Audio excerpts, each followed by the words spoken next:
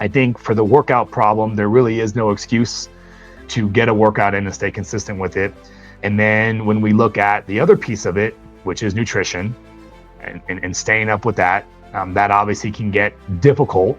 I'm 62 and that my doctor does not want me doing heavy weights and because of my age, and wondered what your thoughts are on that. I literally went to YouTube and I typed in at-home workout for seniors. Look how many videos there are. Experiment, try new things, give us feedback, and I will guide you and comment and tell you what I think or whether I like it or not. But there's always a resource in most cases. An older individual absolutely has to be more careful. I agree 100%. An older individual, a more fragile individual, because it's not necessarily an age thing, but if you have more arthritis, if you have more wear and tear in the body, of course, all these things need to be taken into consideration, and you maybe have to be slower about your progression. Maybe you have to take more time as you increase your weight. But the funny thing is, this is actually how you begin to heal the arthritis, the movement of the joint, right? Bones get stronger and joints heal when you put them through this stress response. But that's not the goal. That's important, but the health aspect of building muscle mass. Ask your doctor this. What about the recent longevity studies that came out where literally all cause mortality is strongly correlated with the amount of muscle mass you have, meaning you will die sooner with less muscle mass on your body.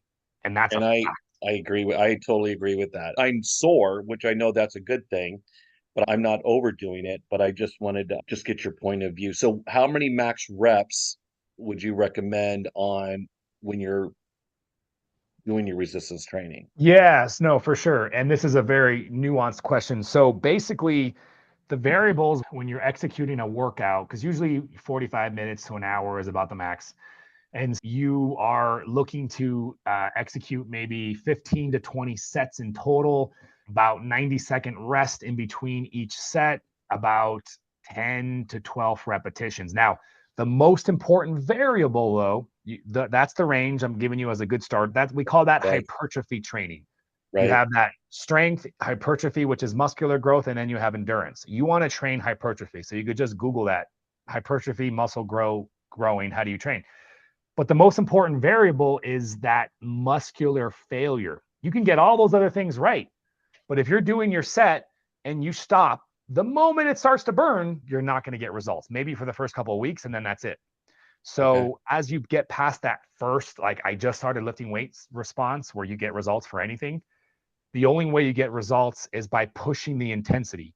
And the intensity is defined solely by reaching muscular failure, that lactic acid buildup in the muscles. It's a pain, and it gets really painful when you really push it. And you don't have to go balls to the wall, head's going to explode, although you see videos of people training like that sometimes. You certainly don't have to go that crazy with it, but you do want to push yourself into more and more intensity that's defined by pushing yourself into that muscular failure. So you get past the first couple of weeks, and you're like, okay, the first couple of weeks I stopped when it was burning a little bit. This time I'm going to go till it burns more, and it burns more, and your comfort level of handling that muscular failure pain should get better and better week by week. And remember, the cycle that you're playing is as you get stronger, you can execute more reps. Once your reps get up to 15, 16, 17, then you go to the machine and you increase the weight. And when you right, increase the weight, your reps go back down, and that's the game you're playing. But at okay, the end of the day, you always are trying to hit that muscular failure without causing joint pain. And that's okay. where the good form comes in. And that's how you protect yourself. And so I'm sure your doctor would agree with that. So tips when traveling.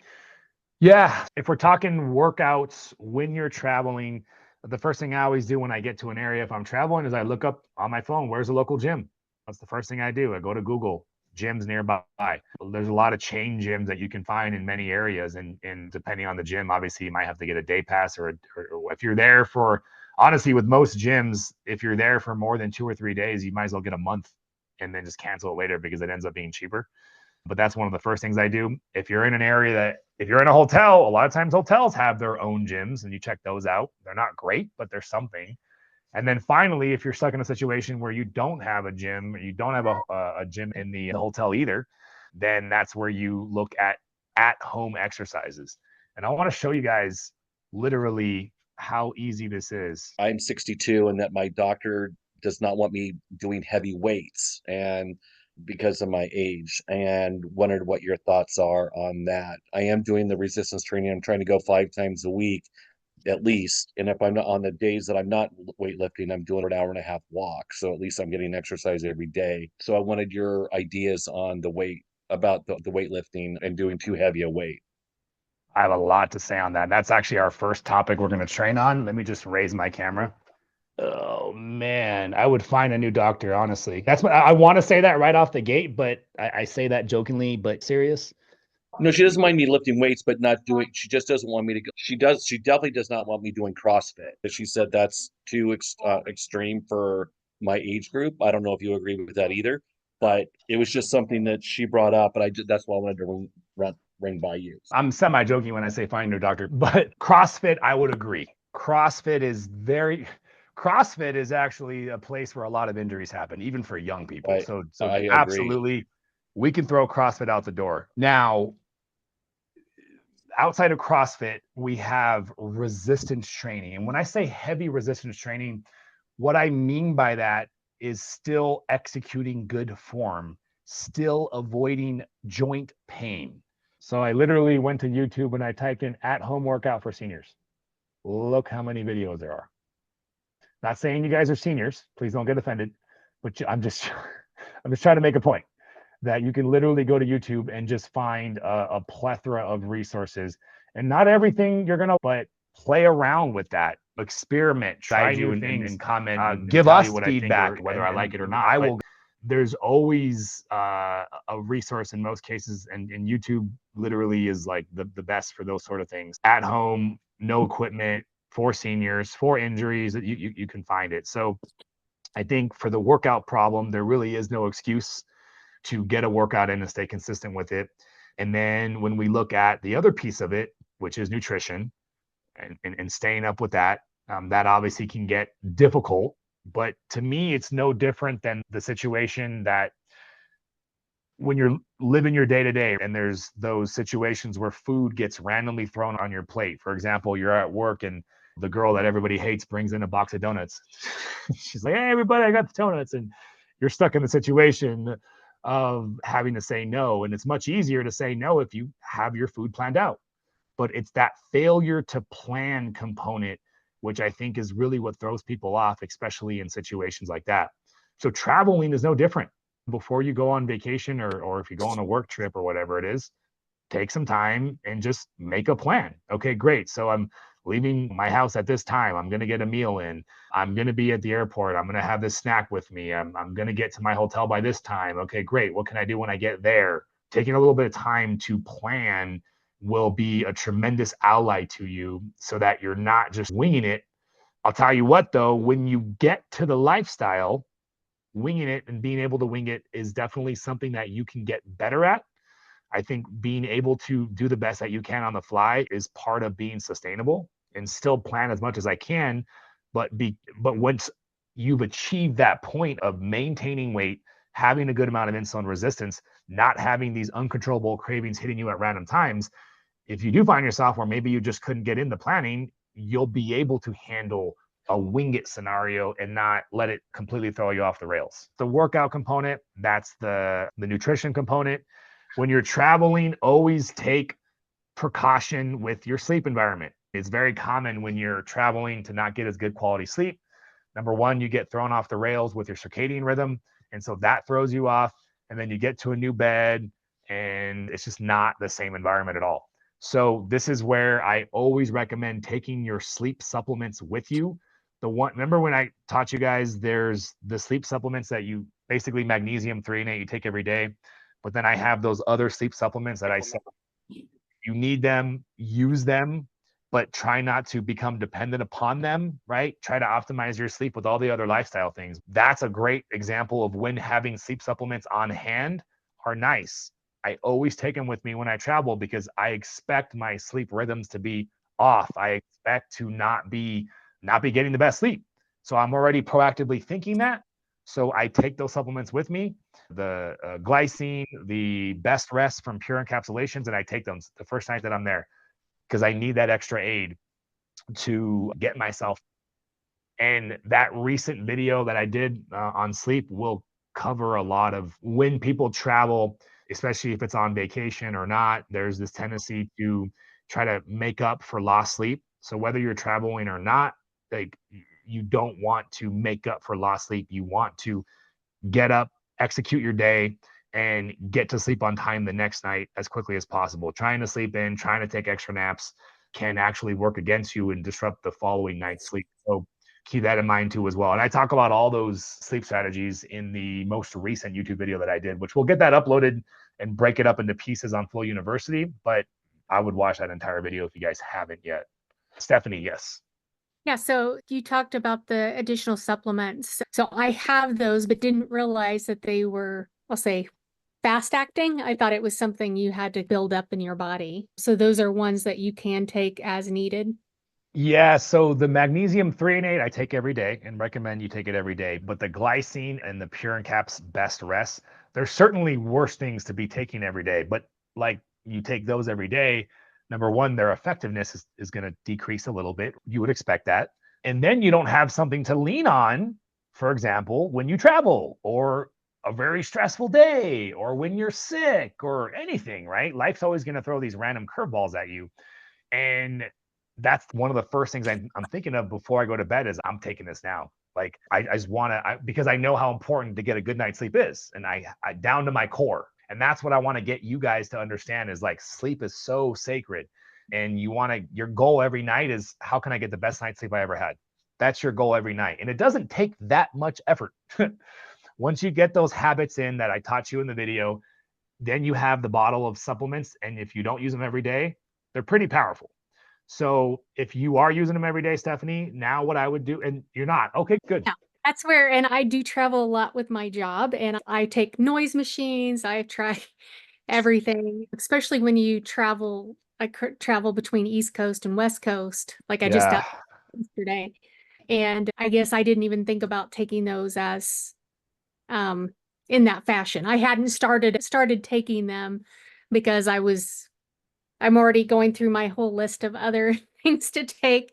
And so I have them there as, I'll say, as needed, but I thought it would be something I had to build up in my body. So that's why I hadn't been taking them. No, they'll work on first night. So I would also always travel with a sleep mask always, because you're never going to be able to block all the light in your hotel. So always have a sleep mask.